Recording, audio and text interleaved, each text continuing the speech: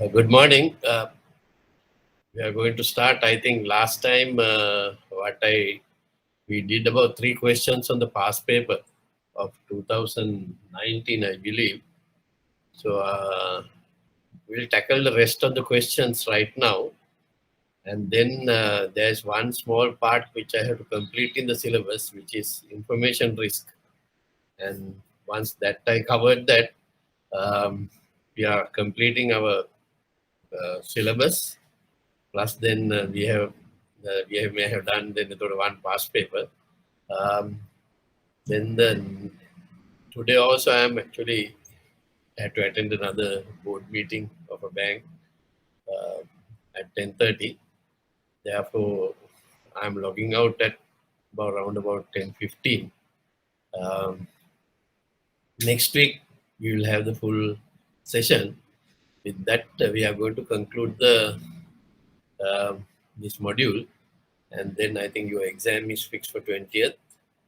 And submission, I spoke to the institute. Mr. Carling has very kindly agreed to submission by the end of February. So you have time to do that. Complete 1 month is here from now, and with that, I think we can have good results coming for you in short while. So to start today's thing, I will first I'll share the past paper once more on the screen.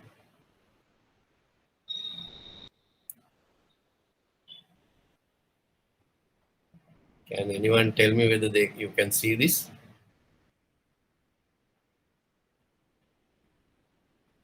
Can someone unmute the mic and say? Yes, sir. So we did the first question, and the second one.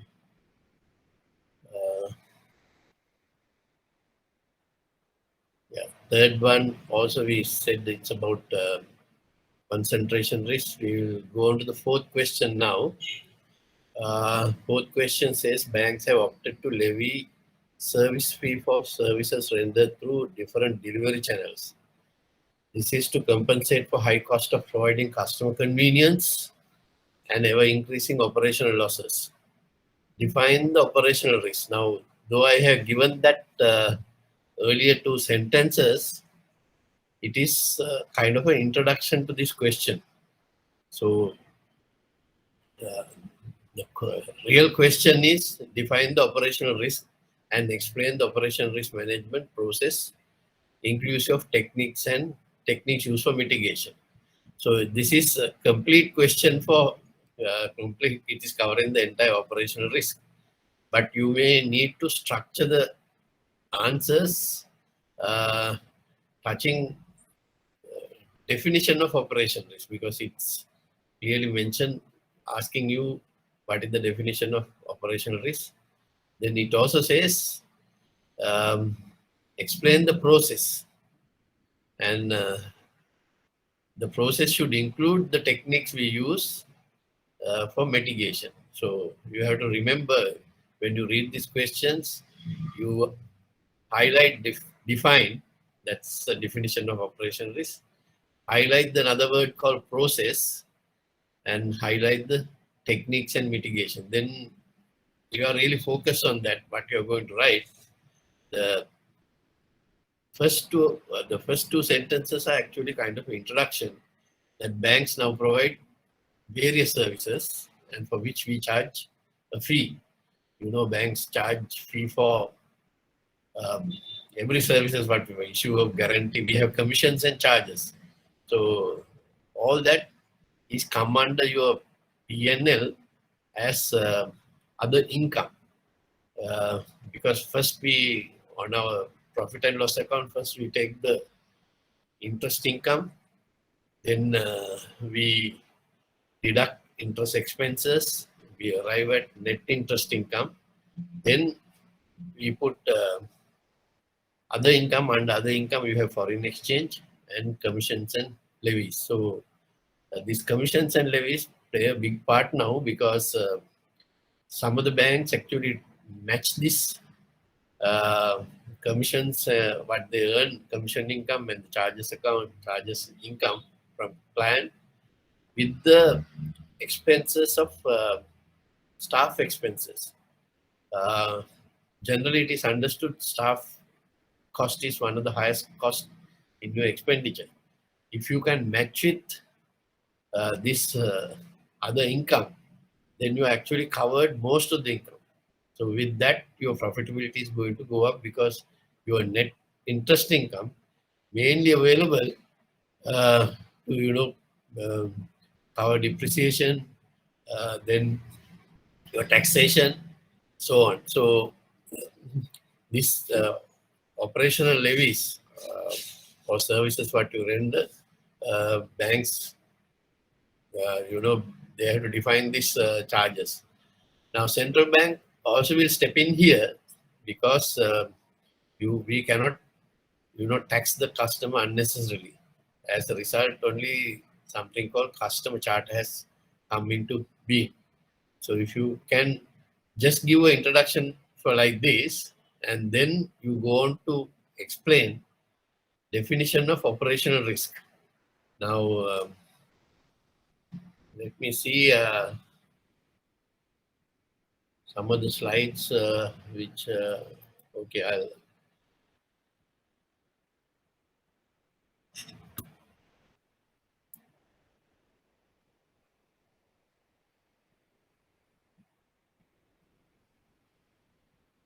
I'm actually trying to move out of this thing and share you um, another.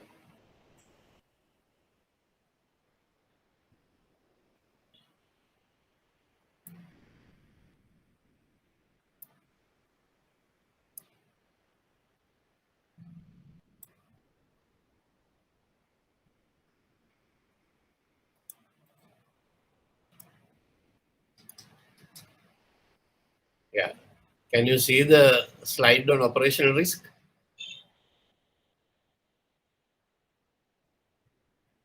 Can someone answer? Yes, sir. Yes, sir. Yes. So I took this to give you to go back and refer to what we have learned. So operational risk is the risk of loss resulting from inadequate or failed internal processes, people, systems, or external events. Now this is the definition I am asking. So uh, it's a very important thing to know that operational risk arise from losses resulting from inadequate or failed. That means if your processes are not adequate enough to, not to take any operational losses, that means your internal controls are in good form for managing your processes, managing your people, and the systems involved, then these losses will not come.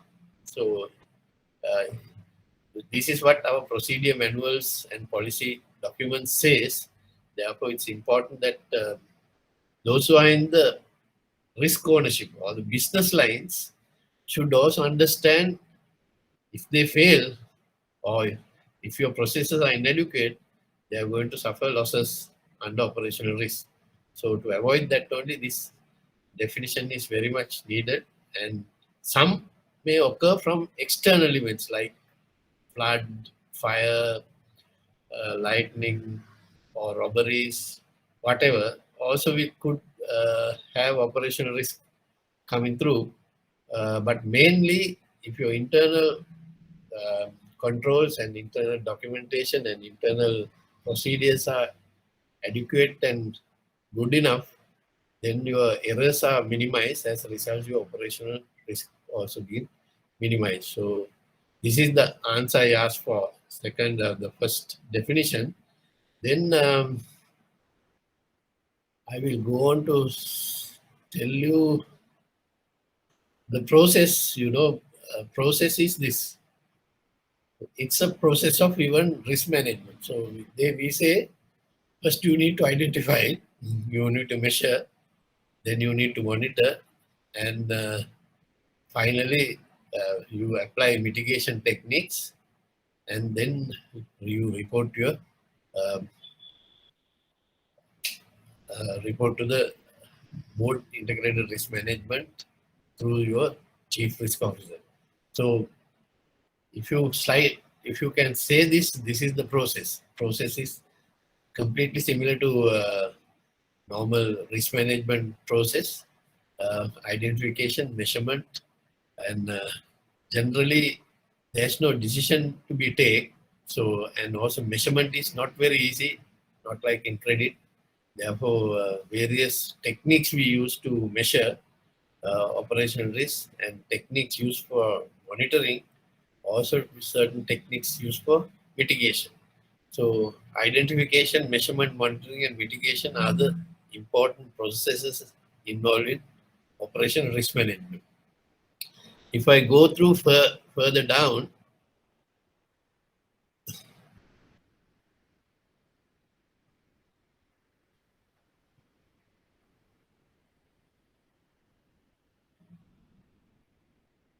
um, identification can come from scenario analysis.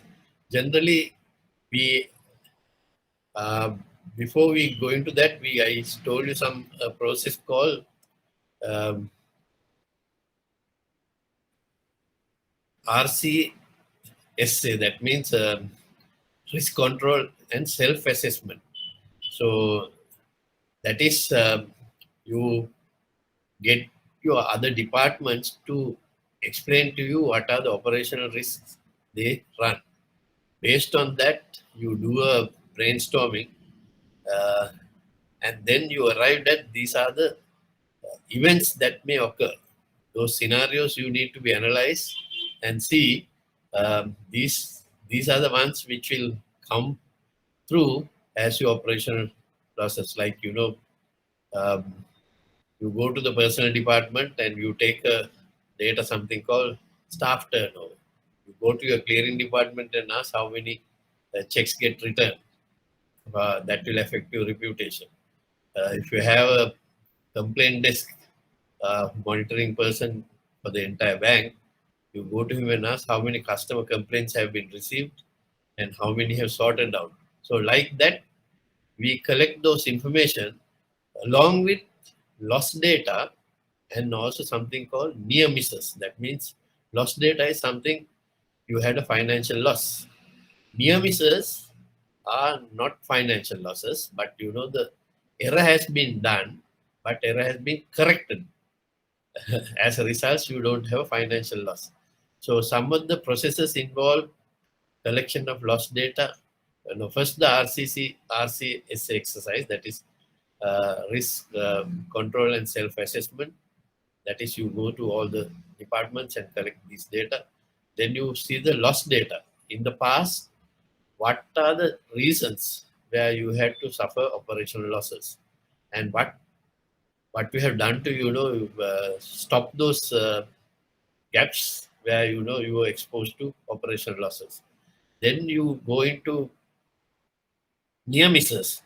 Those are the things where you record that these errors have been occurred in the past, but there was no losses. But however, we should make action not to repeat those errors in the future.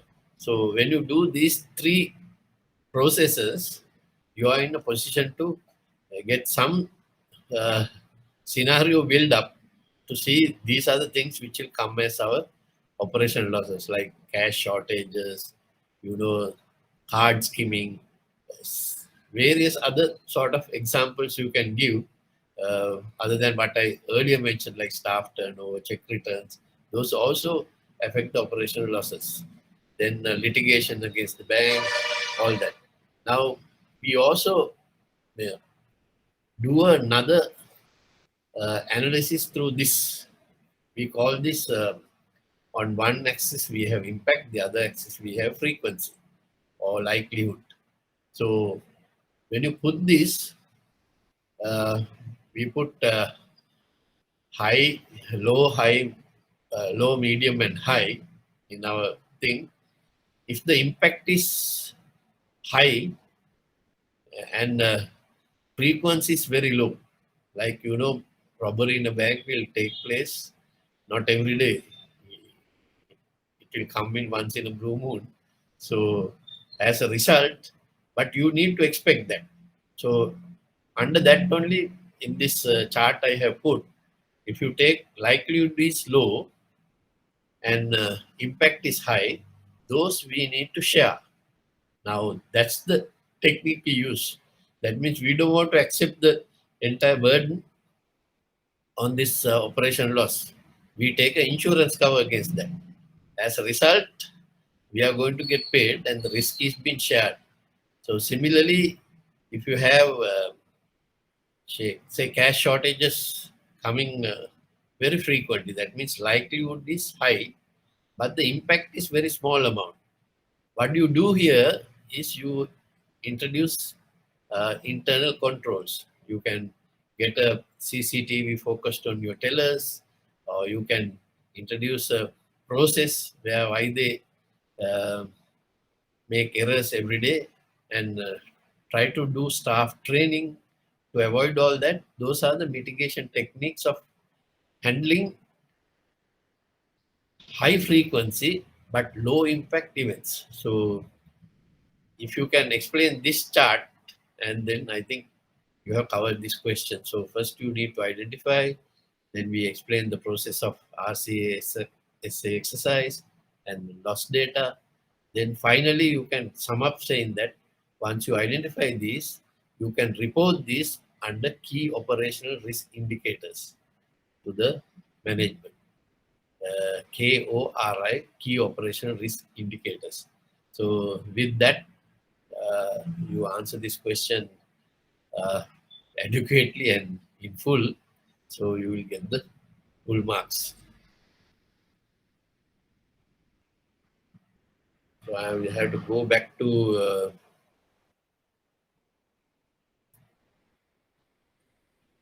my question paper again to get into the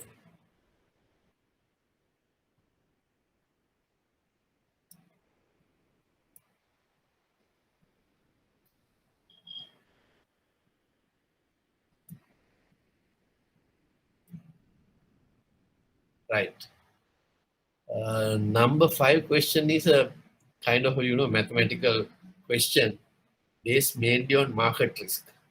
You can see your bank has an investment portfolio of 50 billion, consists of 40 billion in government securities. That means treasury bills and bonds. Share portfolio 7 billion. Gold bullion, that is commodity, you have 5 billion. Um, and a net open position of foreign currency, a short position of 2 billion. Now you may add up these, you may be wondering 40 plus 7 is 47. Then gold bullion, when you add up 52, I have mentioned here net open position, short net open position. That means you owe other banks 2 billion worth of Sri Lanka rupees in foreign currency. So those are debit balance. So you deduct that in your balance sheet, so you get the 50 billion investment portfolio. So initially you need to understand this, how this portfolio consists of.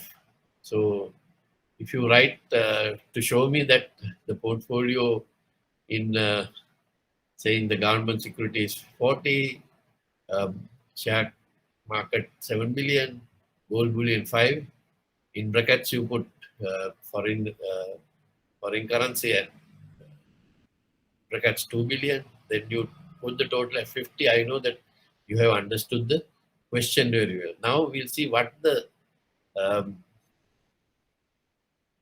the economic predictions.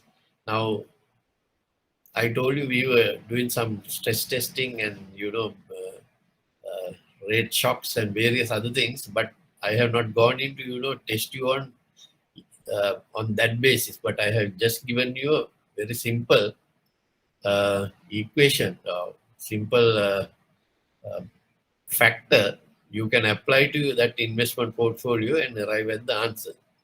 Now they say regulator will reduce the base rate to 0.5. You know that since of I think previously moment this government took, they reduced the base rate, the monetary board reduced the base rate to curtail, influence the banks to lend at a lower rate and make more capital investment by investors and to give a boost to the gross domestic product. So they want to have manufacturing going on, agriculture going on. I mean, infusing low cost money to the economy means they will borrow at a low cost and get involved in various economic activities to earn profit. Now they say regulator will introduce base rate by zero point 0.5. Now you have a 40 billion government securities. Now when the base rate reduced by zero point 0.5, you can remember what happened is now this 40 billion will say earlier base rate was 6.5. So you are getting interest 6.5 for your 40 billion. Now what happened is now it is available. If you invest now, you will get only 6% because zero point 0.5 has been reduced. Now most of the banks what they do at this time is you have a fixed deposit or you have a deposit which carrying 6.5% interest, higher 0.5 higher than current market rate. So most of the banks, if they want to make profit, they can sell this at this market and earn 6.5% because person who is going to buy is going to receive that amount of interest. Therefore, you can sell higher than the current market rate. And then what happens is then you get your principal to your hand. You get 40 million back to your hand when you sell, along with interest applied to that particular bond or bill. So you have 40 billion, you can invest again, but you get 6. But then the balance what you earn go into your P&L. So you will earn profit. So when interest rates go down, base rates goes down, banks has the opportunity to sell their existing government securities at a higher rate and earn profit. So here what we do is 14 to zero point 0.5. Uh, I think you need to have a calculator.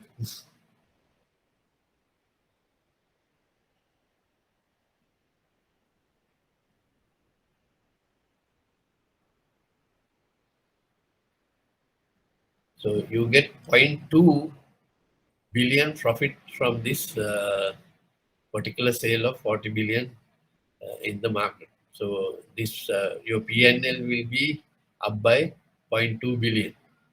Then we go into the second one. You have a share portfolio 7 billion. Now this 7 billion, uh, the prediction now share prices are going to go up by 5%. So you apply 7 billion by 5%, you get 0.35.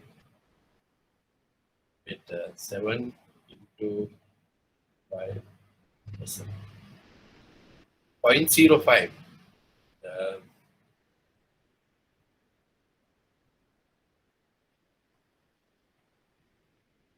I think you have a calculator. I'm just using my phone. Uh,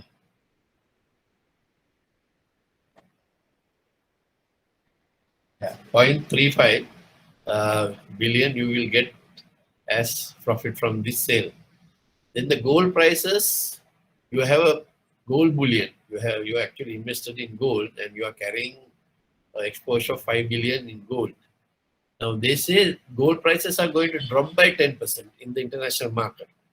So the first two items you earn profit, 0.2 billion from your uh, investment portfolio of government securities and 0.35 from your share portfolio.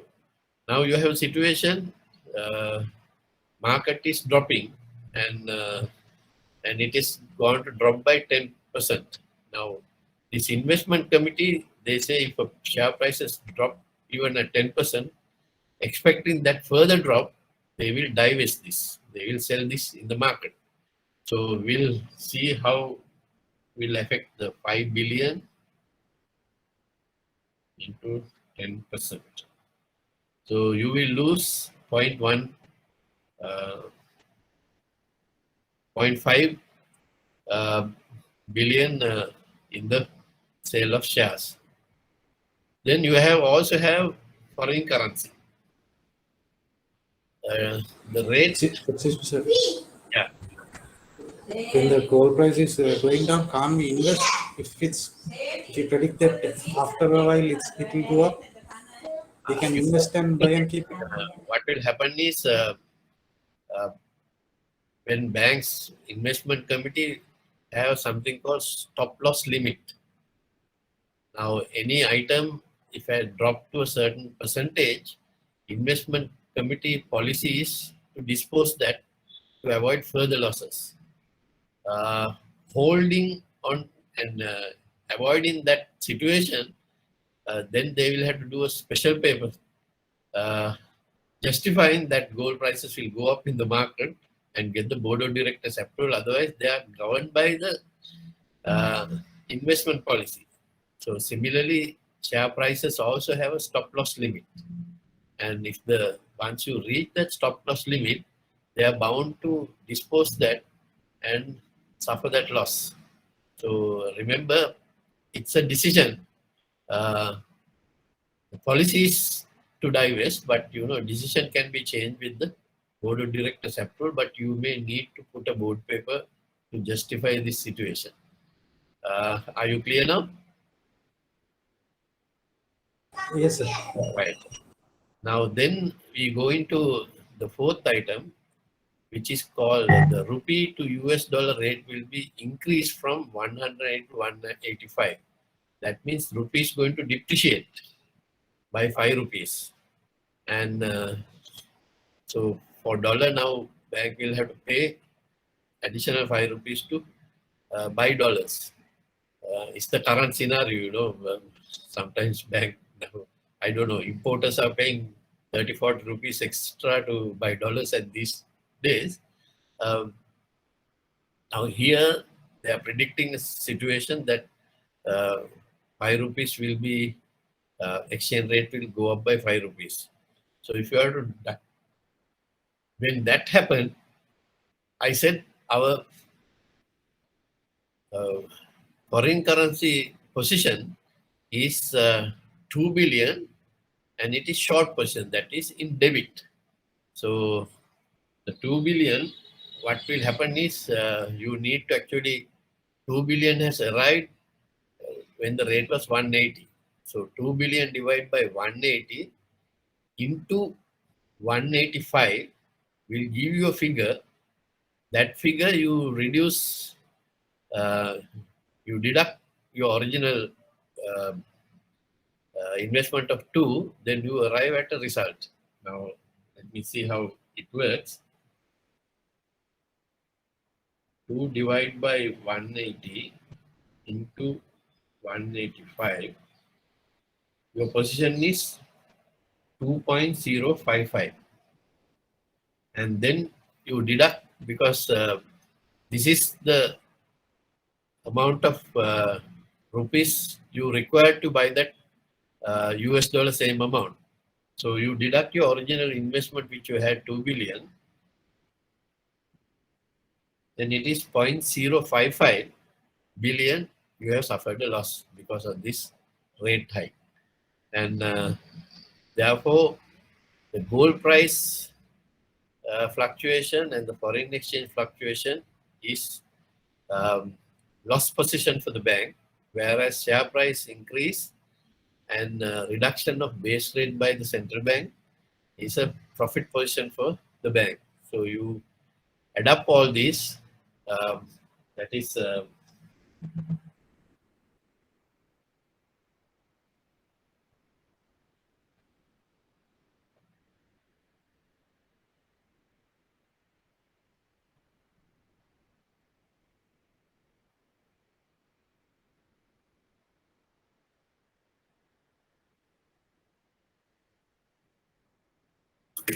So finally, you will have a loss position of 0.5 billion.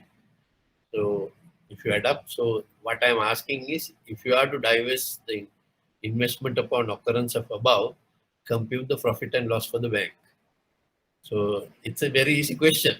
Don't you think so?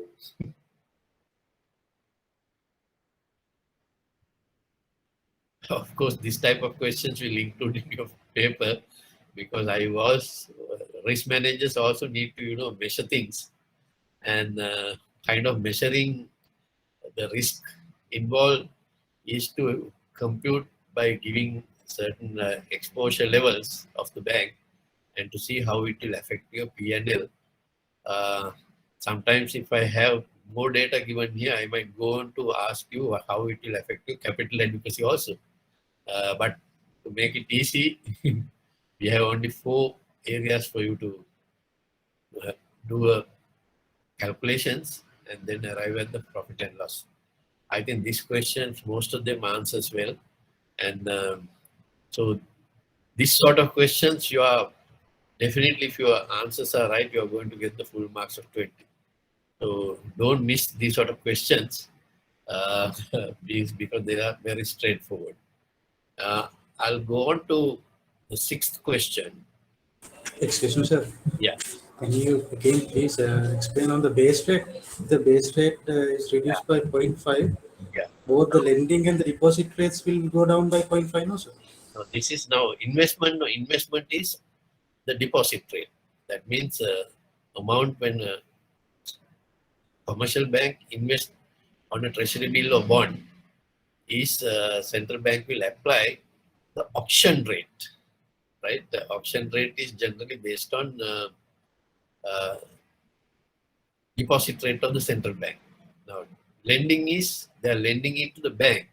So generally, you will get, when it is auction, sometime very close to your deposit rate, or even little higher. So bank will have uh, bills, especially not the bills, bonds, little higher than your deposit rate of the central bank, and treasury bills will be at the deposit rate of the central bank. So it's a mixture of what you get. So here what happened is, so our portfolio may include bills and bonds both. That's what I have put, government securities. So when the base rate goes down, uh, your when you buy bills, uh, you get a lower rate. Whereas the documents, the securities now you hold, if that can be sold in the market, secondary market, um, you get a higher price because those carry a higher interest rate. Generally, banks do these tactics. They dispose the existing securities at a higher rate and invest the capital back at a lower rate. Then the profits can be uh, put into P&L. So that's what it has happened here. Um, I hope I explained to you good enough to you to understand. Um, Generally, your treasury manage these sort of transactions in order to create profit for the bank. Right. We go on to question number 6. Basel III Accord has further strengthened the bank's ability to face adverse economic events.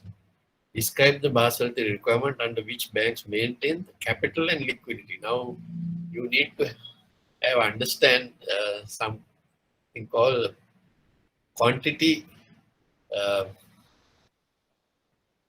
quantity and quality. We say banks need to have quantity as well as quality in their capital base. That's what the Basel III capital adequacy requirement going up to 14%.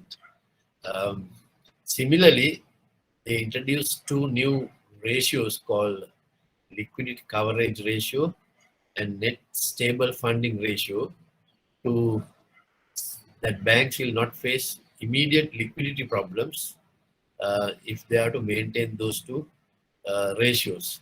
So these are the three things what Basel III brought. Uh, Let me see whether I can go back to Basel III.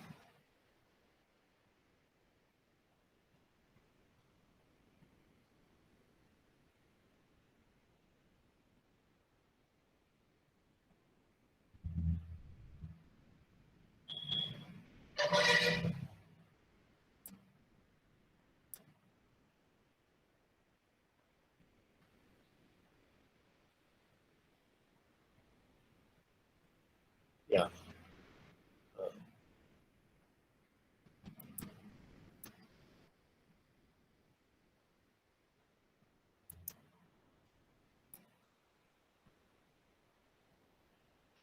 yeah. Can you see this under regulatory compliance? You also get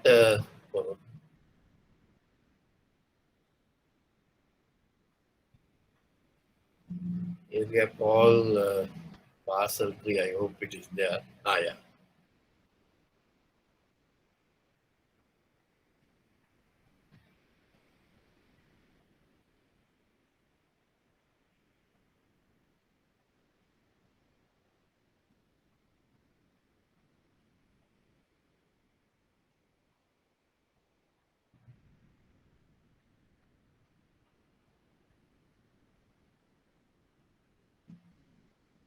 Yeah, Basel III, I have actually given a separate session, some slides.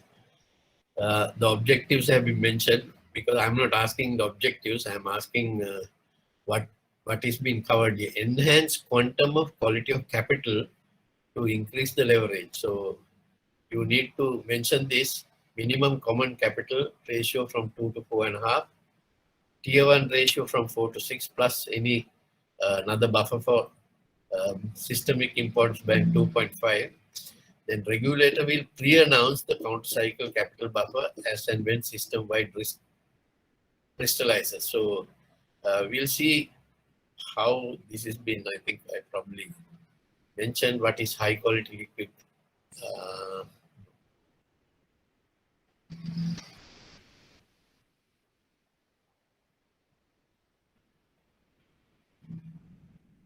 yeah, I think this is the one. Not sure. This is Basel 2. Yeah,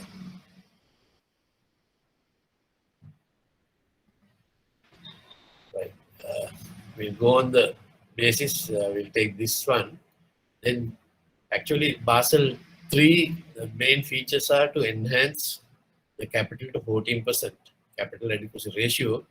Um, so if you write enhance quantum and quality of capital to increase the leverage, so banks may need to actually have additional capital as a buffer uh, to avoid certain risk, solvency risk of the bank.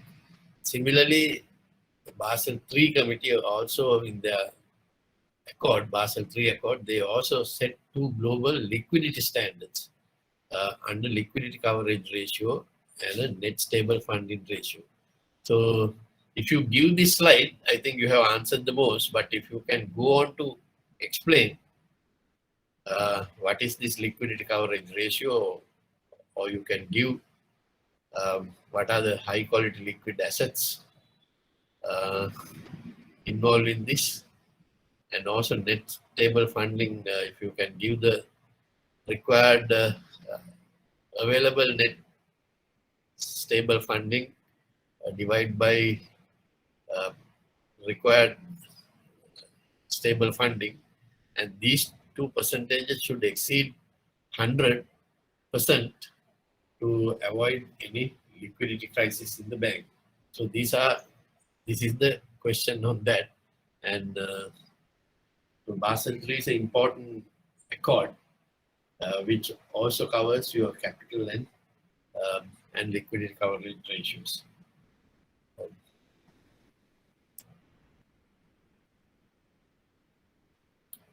Right, we move on to question number 7. in order to strengthen the financial stability and curb the funding of illegal activities, banks have been advised to maintain compliance culture. Um, the compliance culture we have now, apart from risk, we have a chief risk officer, and we also have a compliance chief officer for compliance.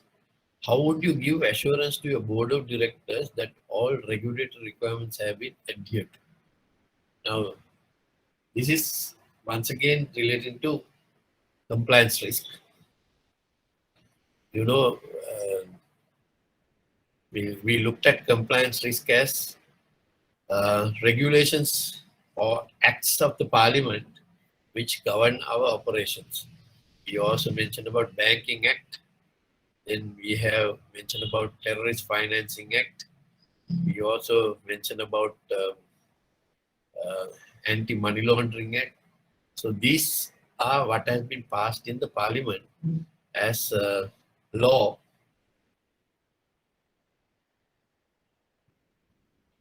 You can't see the paper?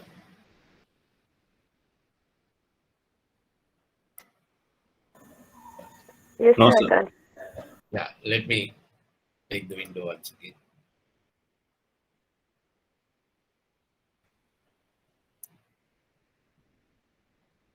How is it now? Now it's okay, sir. So the number 7 question we were talking about, in order to strengthen the financial stability and curb the funding of illegal activities. Now say illegal activities I just mentioned about, anti-money laundering, terrorist financing. These are the two main illegal activities which they use banks to, get your black money into white and to do a lot of damages with those money when it goes to, in the hands of terrorists. So these things, they say it generally goes through the banking system. To avoid that only these acts have been passed in the parliament. So it's been advised to maintain a compliance culture. So banks are required to, adhere to these rules and regulations, law, and also time to time central bank issue um, various directions.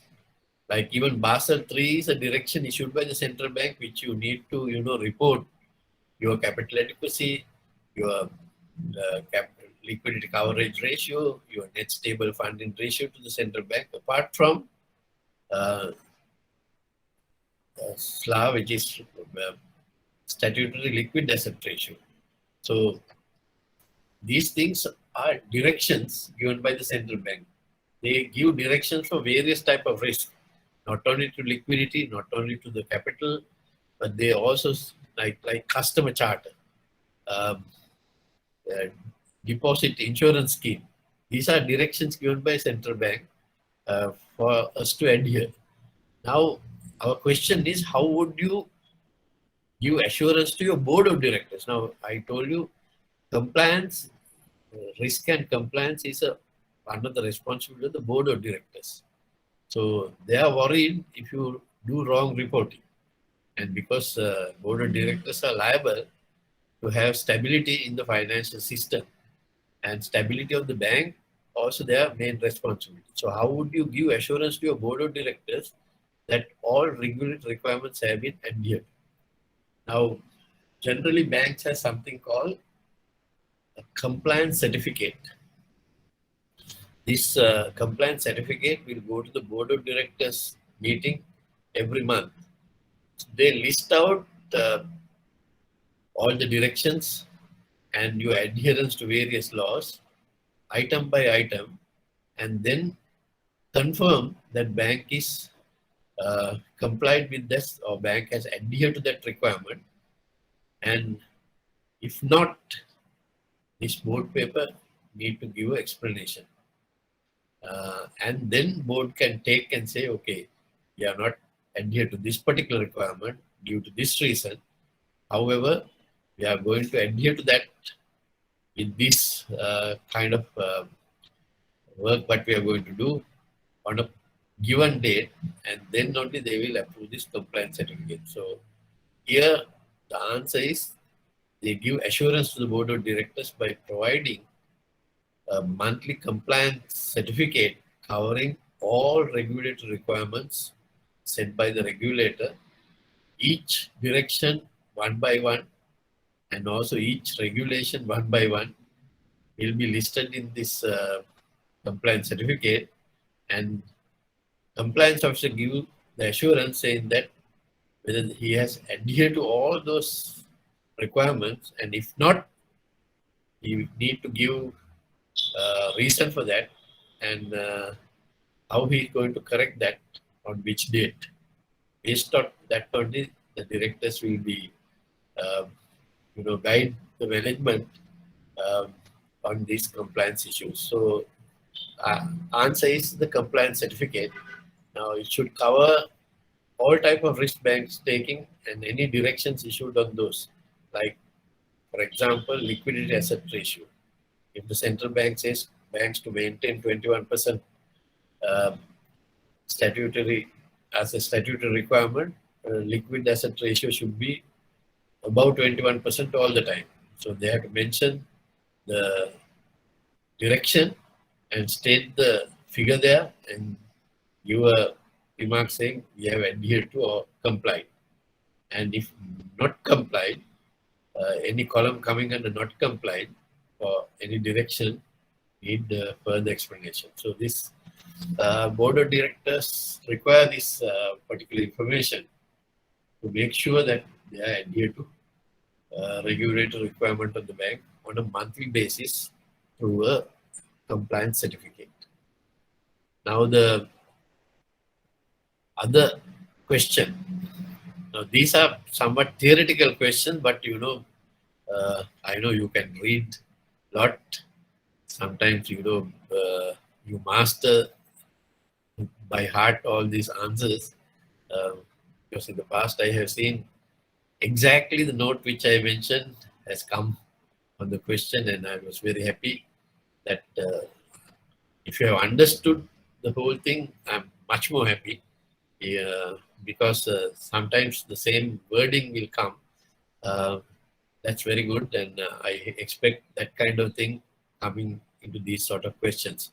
Like you understand the compliance culture of the bank, that is to see that we adhere to our regulator. With that, we are going to have, if you are not adhered, we may subject to fines. Finally, it will end up in license cancellation. So that's why the importance of compliance is required. Now, based on question number 8, the corporate governance is a buzzword in banking boardrooms. Now, this is another introduction which I gave you to, start the question. Describe the composition and responsibility of board of directors of a bank. Um, Now, they are particularly asking two things. Composition, that means type of directors who are in the board of a bank, and what is their responsibility, what they do. So I think I have repeatedly told bank should have executive directors, non-executive directors, and independent directors to make a good composition coming from various disciplines like accountants, lawyers, uh, bankers. All that should comprise this board of directors for you to give a good composition, because then their knowledge um, will be enhanced. Uh, they give correct input to the management to run the bank efficiently. So for this reason, the composition is very important. And I also serve in the board of a bank, and I think probably my expertise maybe on the risk management would have helped them. So similarly, a lawyer who is coming with to the board, he will give legal opinion on various aspects. Um, these things are very important. So to answer this question, I will see the slide of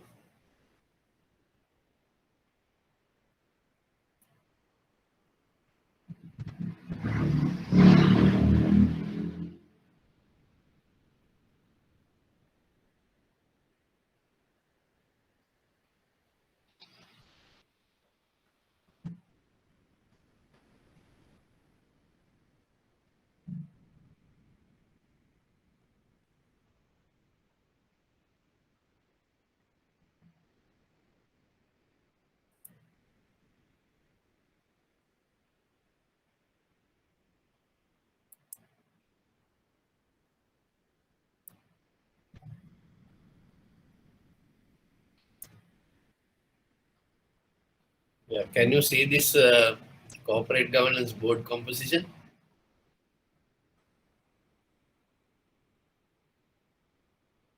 Can someone answer? Yes, sir. All right. Now see, I have a slide actually to answer that question. So board should have a healthy mix of executive directors, non-executive directors, and independent directors. Board composition should have balanced skill and experience. Service period of a director other than the managing director or CEO should not exceed 9 years. They need to have a quorum. That means majority more than 50% should be available at the meetings. And all of these directors need to be fit and proper persons. Fit and proper in the sense that they are in a good mindset, qualified people without any past bad track records in other finance companies should be uh, should not be taken into the board. So age of director should not exceed 70 years. Director should not hold office in more than 20 companies. So this is the composition. If you can give me answer of this nature, I'll be completely satisfied. Let me see what is the responsibilities. Yeah. So the second part of the question is board is responsible and accountable for conducting business, managing the risk, complying with regulatory requirements. So you see, they are involved in business. They need to run the business to make profit for their shareholders. They also need to manage risk, and they also need to comply with the regulatory requirements or compliances.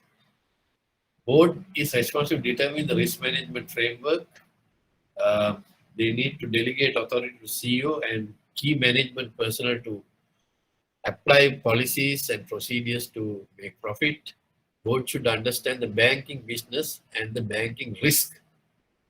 Board should understand civil and criminal liability. So that's why we involve sometimes lawyers into the board of directors. The management affairs of the bank structure, that is your organization chart will be determined by the bank, and also they are involving approving of policies. So if you write these responsibilities, what is on the board. So actually 3 slides if you have mastered, and immediately you can answer that question well. So I think hope you understand the uh, answers question well as the answers. Um,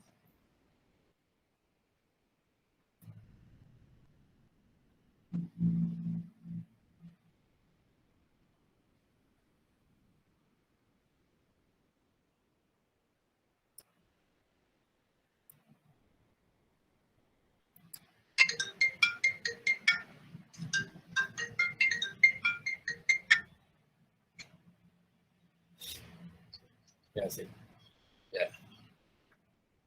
Go on. Let's check after. Right.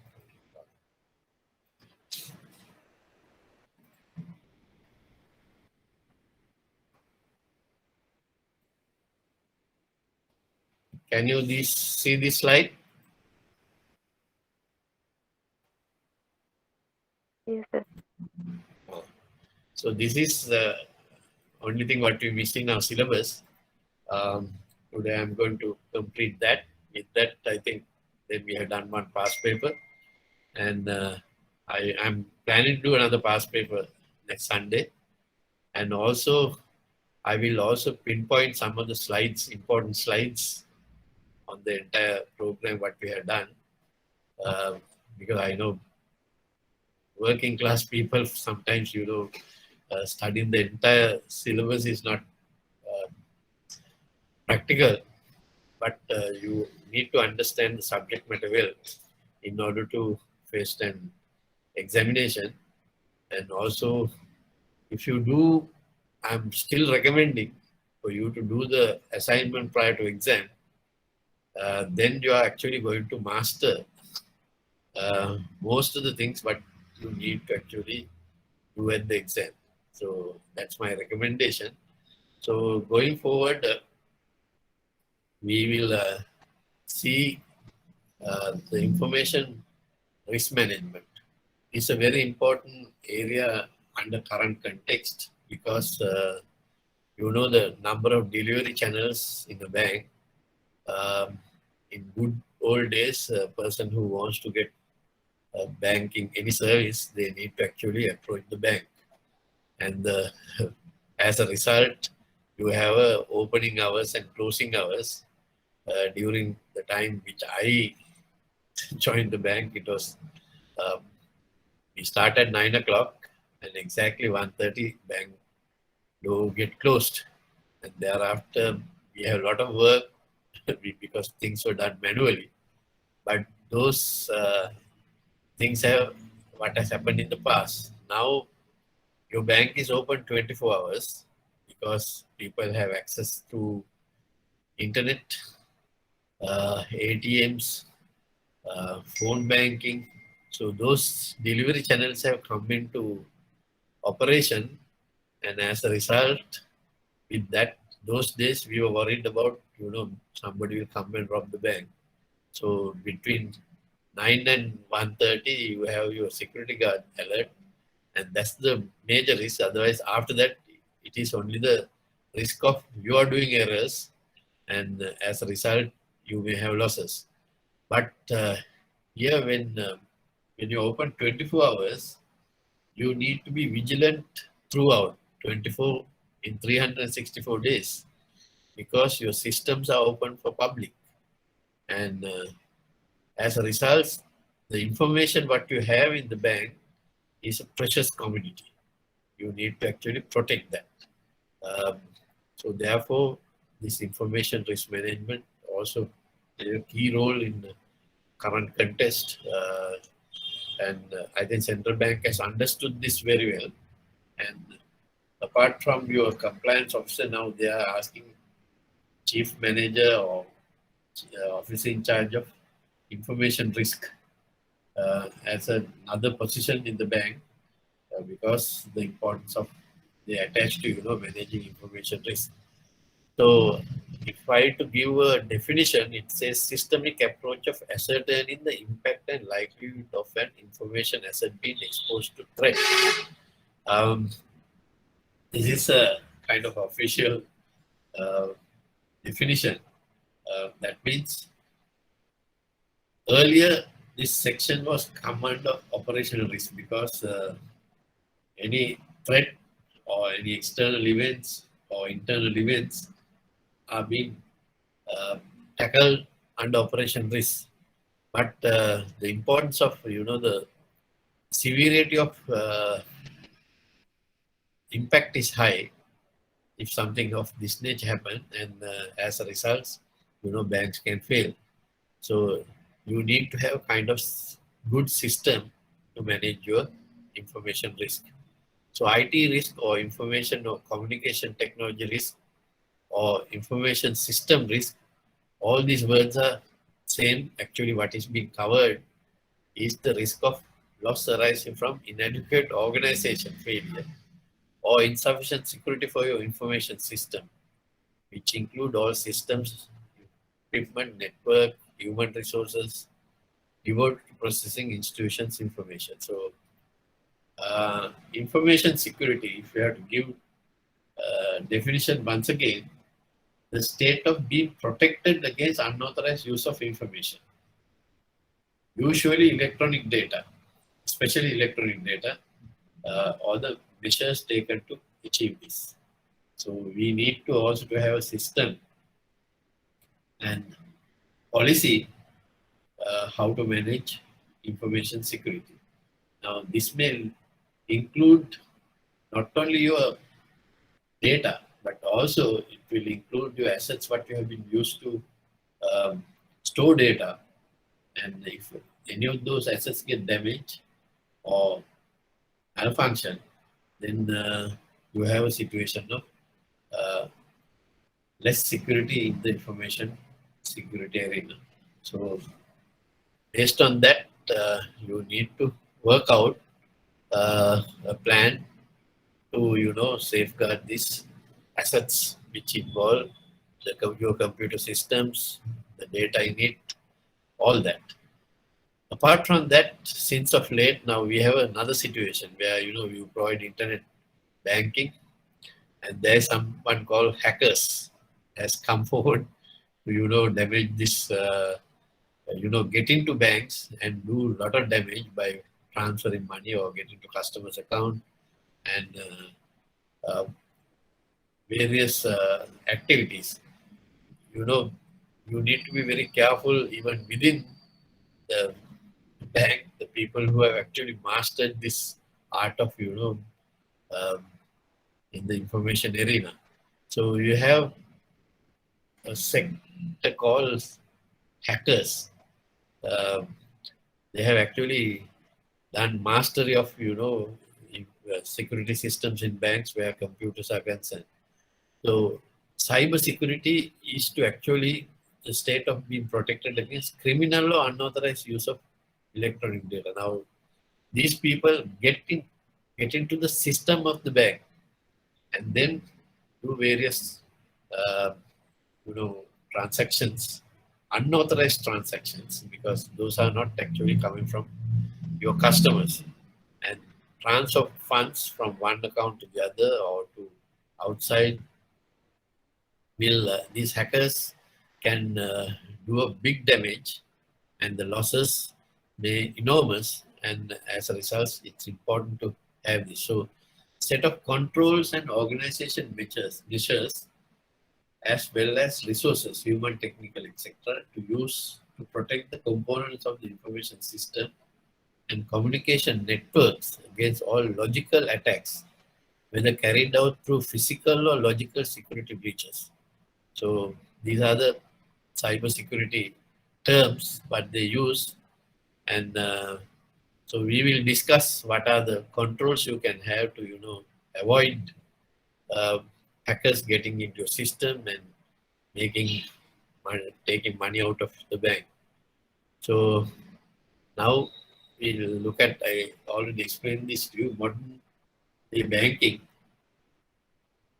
Uh, they operate in a very dynamic operating environment, changing economic landscape. We also experience, if you don't have these uh, customer facilities given to operate internet banking and various devices to access the accounts, you may lose business, because any bank which manage technology well and get very advanced in technology, they can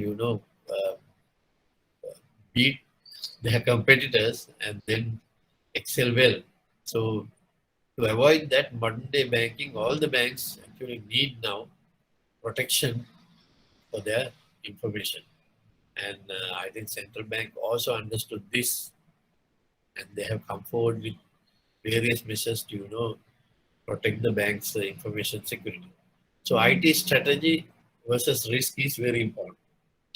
You need to have best available system which facilitate give the best services to your customers. But you should not compromise giving all those convenience to customer for them to enable risk of your information, which may go into the hands of unauthorized people.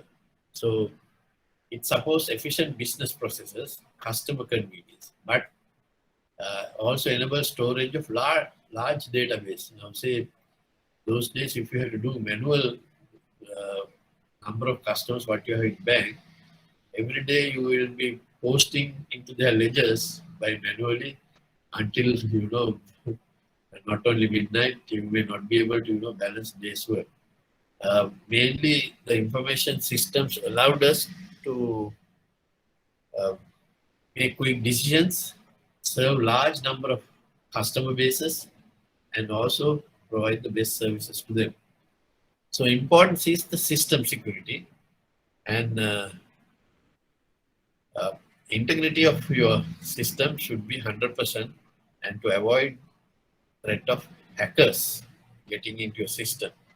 And this is your strategy should be. So while you are getting the best system into operation, you also need to look at the risk of uh, exposing yourself to unauthorized people.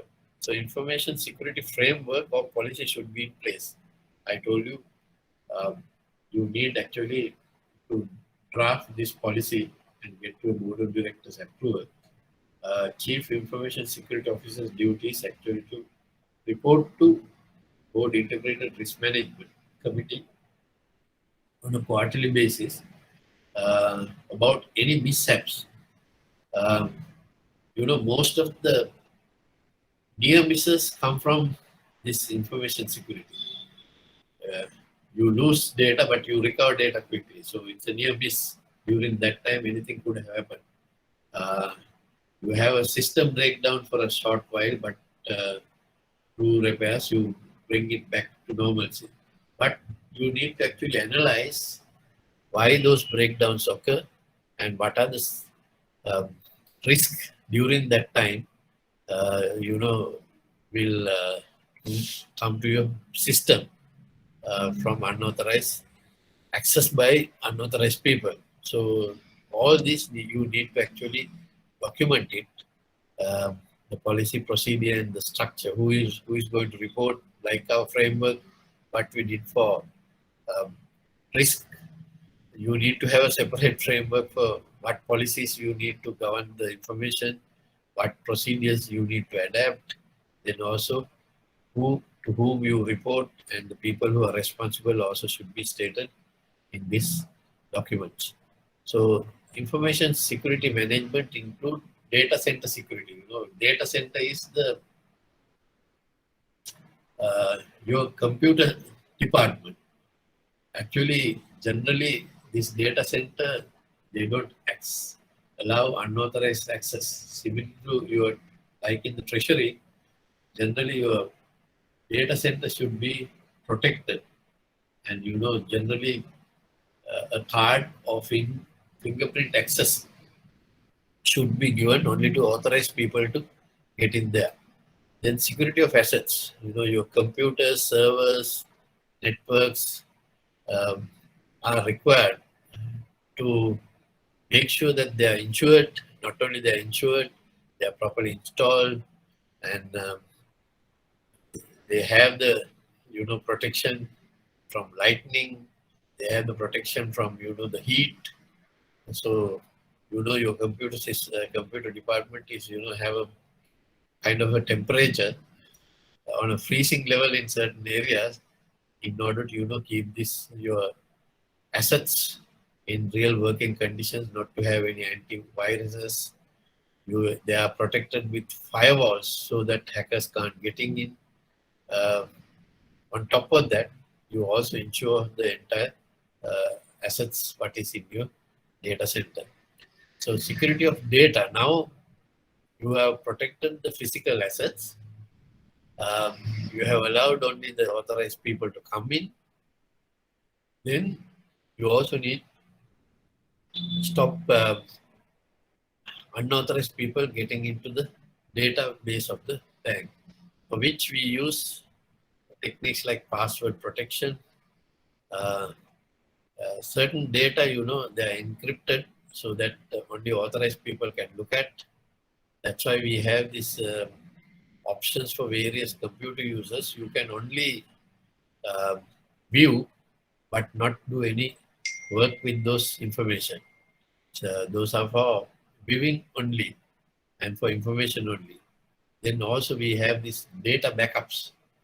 And data backups are, at the end of the day, all your transactions get backed up into a spool, and then that spool will be recorded in a elsewhere in a data center or a disaster recovery center, so that anything happened to your data center, you have the records updated on a day-to-day basis. So again, these data backups have firewalls. So once it is being backed up, others have no access because unless otherwise you're authorized, you cannot go back and retrieve those data. Frauds. Frauds mainly come from, illiterate customers. So you need to educate. They hand over their password to, their friends, and if those passwords go into hand in hand, one day they will lose all the money in their account in the bank. So certain fraud detection systems, password expiries after certain period. Then also we have the segregation of duties. Up to certain level of transaction, your data entry person or the teller can operate. Then anything above that, there will be a second person who will need to um, override that. So that's why how we call it segregation of duties. Then user authentication, password controls, internet and email security also come under the security management.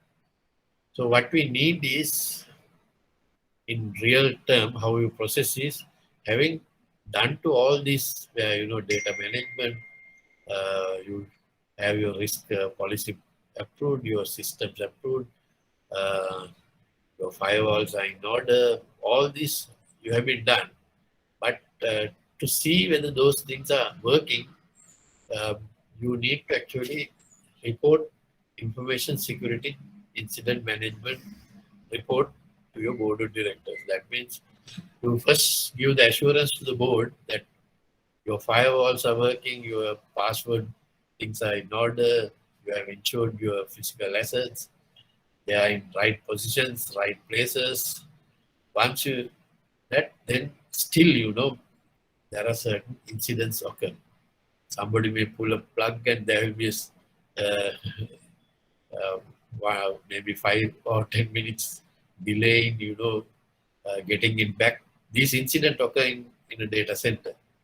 So you need to actually maintain um, the period where your system was out, and you need to mention why it was out, and these incidents has to be recorded and reported.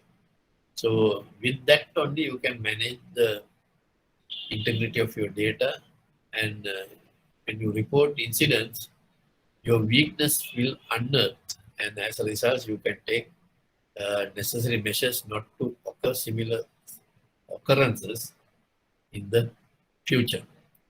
So central bank also worried about if a bank's data system get into the hands of wrong people, they can do various things, because fund transfers now can are given online to your customers, so they can do um, through CERT, they can through various slips and various other arrangements, they can do fund transfers. So CERT is a computer emergency readiness team, uh, consists of IT professionals and supported by the central bank for them to set standard. They call it baseline security standards have been identified, and when you have one standard for all banks, they know that the entire system, information systems in all banks are under control. So central bank support also come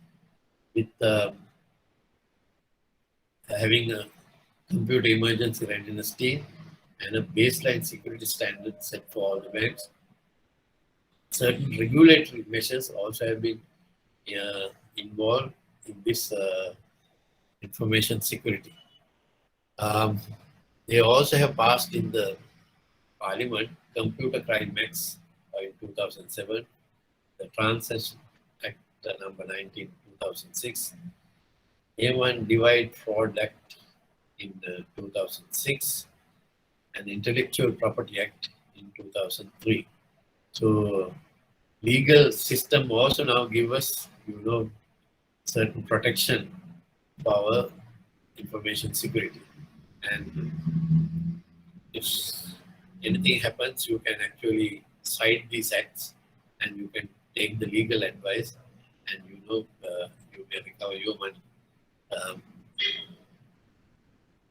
so we have actually covered the rest of the things. Information security also require good business continuity plan because mainly your system should be up and running immediately if something happens. We have this situation now, say we have a disaster recovery site with another computer system there. Moment you find a problem in your data center, they can switch on the system what is in the disaster recovery site and then connect to all your branches. Through that, they can run their day-to-day operations without, until your data center get their um, act together or they get their repairs done. And so banks always have another major framework in their disaster recovery center for you to have a continuity. So this is very important.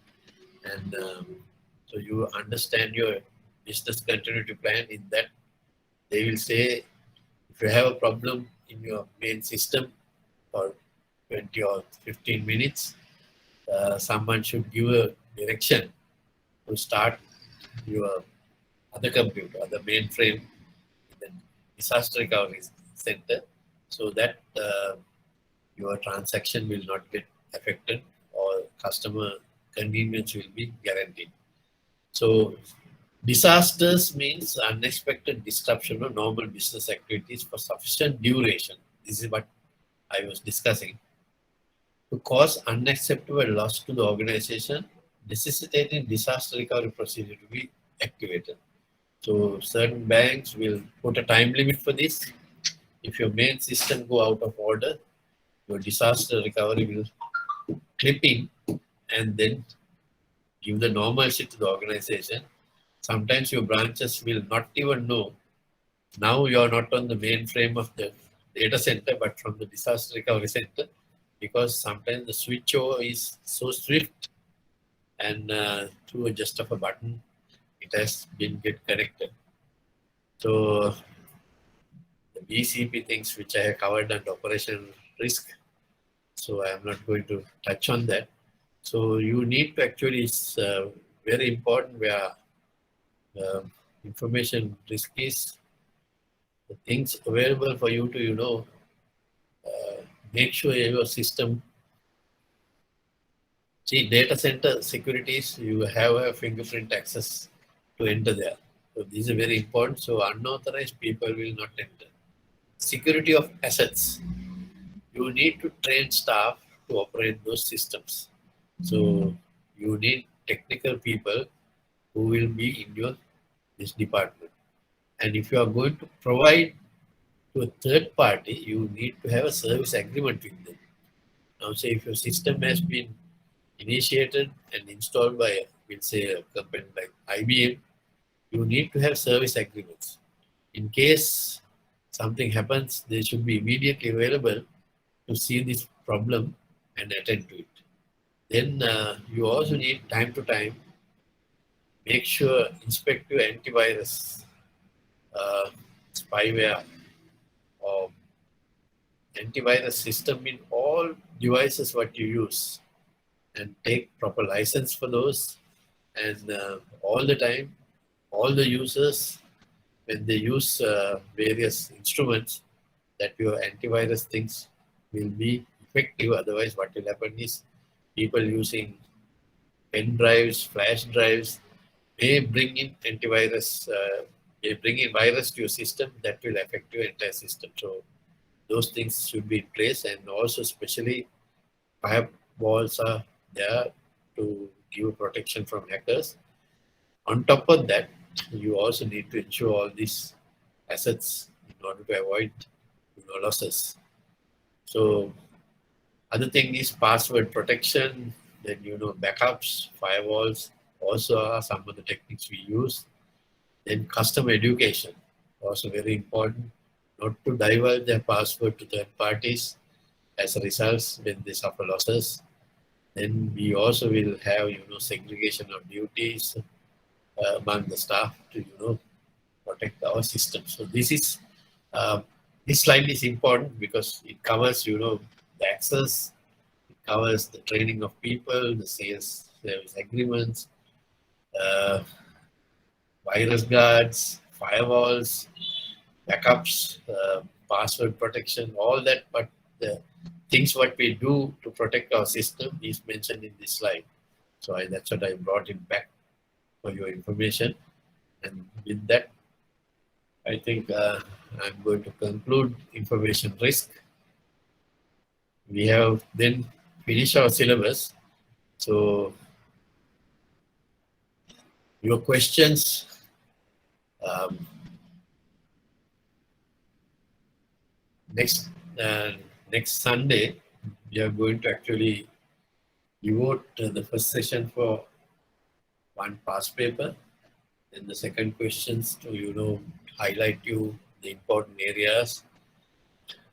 Most probable questions will be arrived, uh, you know, based on those slides.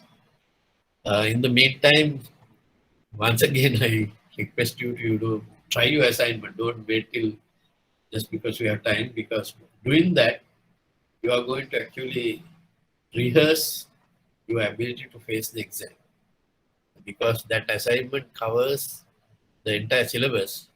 So from credit to operations, strategic risk, corporate management, all that is corporate governance, all that is being covered in that assignment with some key ratios. And when you analyze those ratios, you will get the first-hand knowledge of managing a risk of a bank. So not only your exam, I want you to become expert in this particular subject, because it's a good area to get in, and it covers the entire operation of the bank, not only business, your back office functions, how your committees work, how your board of directors requirements, all that is included in this particular subject. So therefore, it's good to know, if you're in banking, to know the entire process of various departments. Um, so try and do the uh, individual assignment and make sure that you get ready for your exam. Any questions?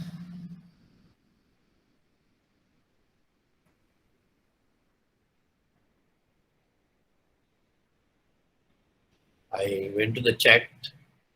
Uh, I was asked to actually go through the important slides today, but while doing the questions, I am actually touching them. Don't worry, there are no shortcuts. You also need to work a little hard. But I not only actually do this as a presenter, I'm a facilitator. So that's why I thought that I will devote half a session for important slides, which will come on your way next Sunday. Someone asked me what is open credit cover. Now, to explain that, it's a credit risk area. Um, the equation goes as you have your net NPA. Net NPA is your gross NPA minus provisions already made, interest suspense already made. You deduct those two items from your gross NPA, then you get your net NPA. Now, you get your net NPA, and that need to be matched with your bank's capital, the equity. So if you see, you have, we'll take two examples. You have a 50, we say you have a 20 million equity, and your net NPA is 10. You have 10 billion net NPA, which is not covered by provisions. In case if all those net NPAs will go bad and become a loss, we want to see how much capital you require to pay. So if you have 10 billion against a 20 billion capital, 10 billion of your capital will go to pay for your losses under credit, because that you have not provided provision for that. But we are trying to do net open credit cover is to actually see this. And generally, the ratio we want actually to cover at least more than 25% of your net NPA. Um, we would like the the open credit cover not to exceed 25%. That means if you have say 2.5 billion net NPA, and if you have a capital of 10 billion, 75% of your 25% of that can cover from your equity. That means your 25% only required out of your shareholders' money to cover those losses. And if it exceeds more than 25%, it is bad for the bank, because then your shareholders' money need to be chipped in to pay for losses. That is what the net open credit cover determines.